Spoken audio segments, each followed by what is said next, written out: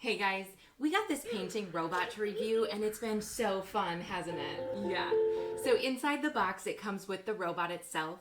Now in order to assemble these, all you're going to do, they are magnetized. So there's a little magnet here, you're just going to click it together and it clicks on both sides. The right is labeled with the right and the left is labeled with the left, so you know which ones go together. On the robot here, the on and off button, you've got the painting button, and you've got the volume button. On here also is just a cap for where the marker is going to go. When you're not using the marker, you just replace it with the cap. Inside the box, it also comes with 5 markers.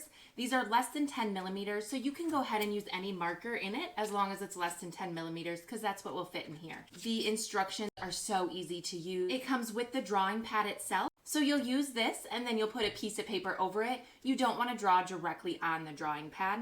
And then it comes with lots of different markers in here for after you're done drawing your outline. You want to make sure that your robot is not on the drawing pad because it'll give it a lift and it won't be able to get on the paper. Either use a piece of paper or you can use construction paper, whatever you prefer. So I'm just going to put our piece of paper here.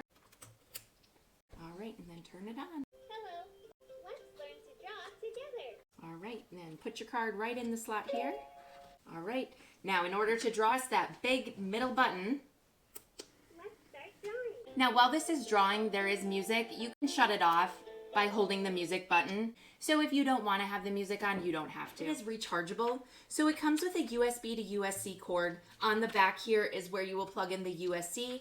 And then it's got an indicator light that it is charging. Once it's fully charged, it'll turn to a solid green. And look at our eggplant is all done. If you don't want to use the robot, it does show you steps on here to be able to help you learn how to draw. Is it easy to do? Yeah. Yeah.